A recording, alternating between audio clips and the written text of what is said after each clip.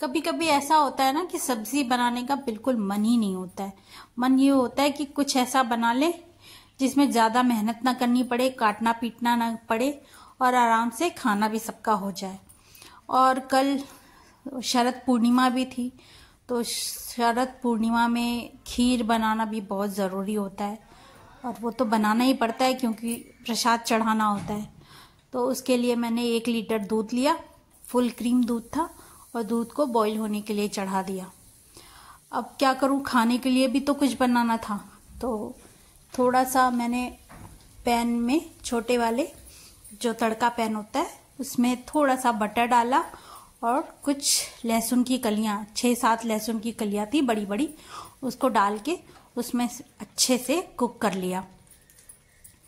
उसको, उसकी स्किन थोड़ी डार्क ब्राउन हो जाए तब तक उसको कुक करना है।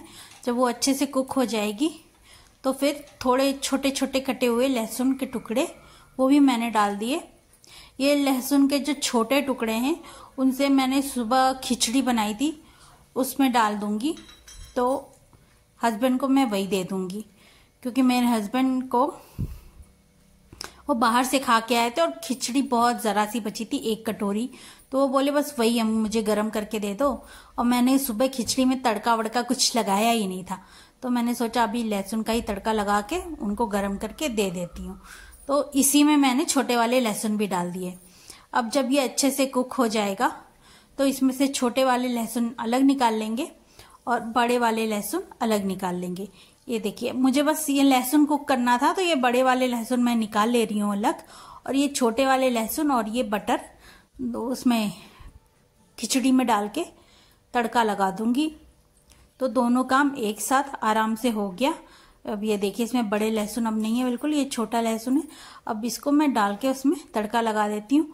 और अब इस लहसुन में मैं डाल दूंगी थोड़ा बटर, थोड़ा ऑरिगेनो, थोड़ा चिली फ्लेक्स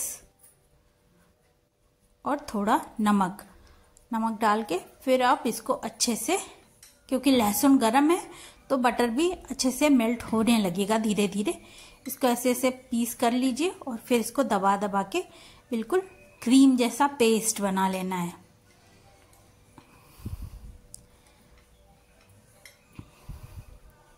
बहुत सारे लोग ये लहसुन पहले से कूच लेते हैं, मैंने सोचा जब इसको पेस्ट बनाना ही है तो साथ में ये लहसुन भी पेस्ट बन जाएगा, तो साथ में मिलाते हुए ऐसे कूच लेंगे।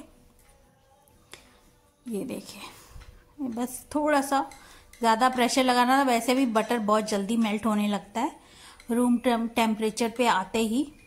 तो ये हो गया, इसको अच्छे से मिक्स कर दीजिए।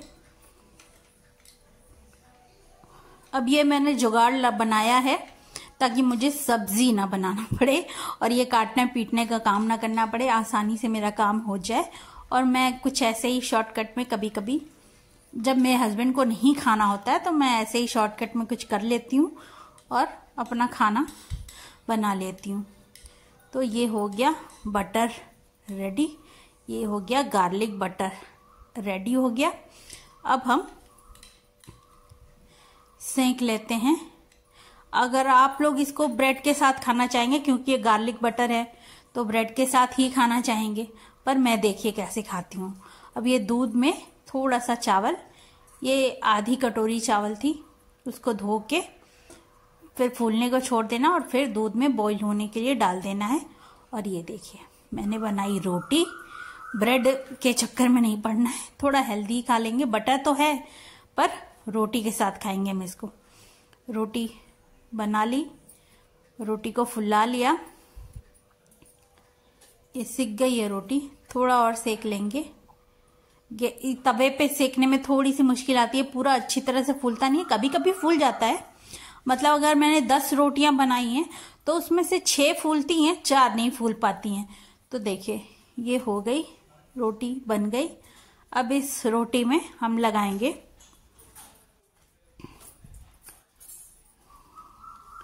अपना होममेड गार्लिक बटर, इसको लगाएंगे, बढ़िया से स्प्रेड करेंगे। ये देखिए, रोटी गरम गरम है ना, तो ये अच्छे से स्प्रेड भी हो जा रहा है।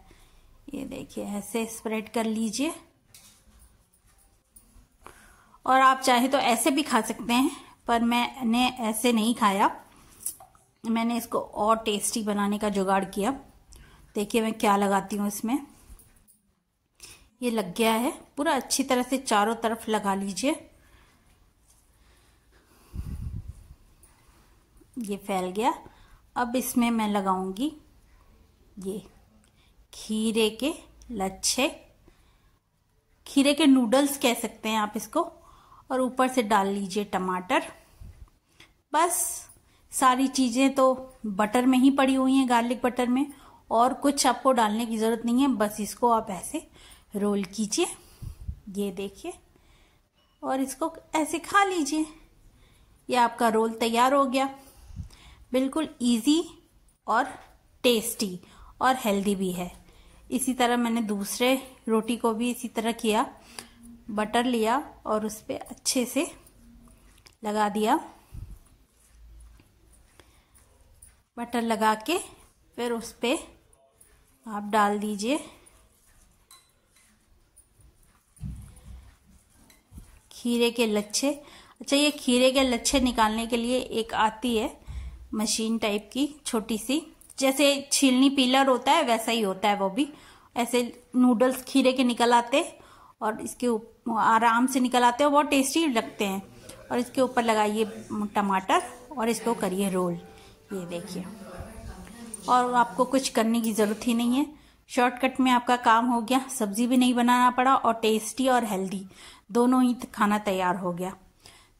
ये बनाने के बाद अभी ये देखिए, ये कुछ खीरे बच गए थे, कुछ लच्छे बचे थे, कुछ टमाटर बचे थे, इनको भी मैंने साथ में सफाचट कर दिया।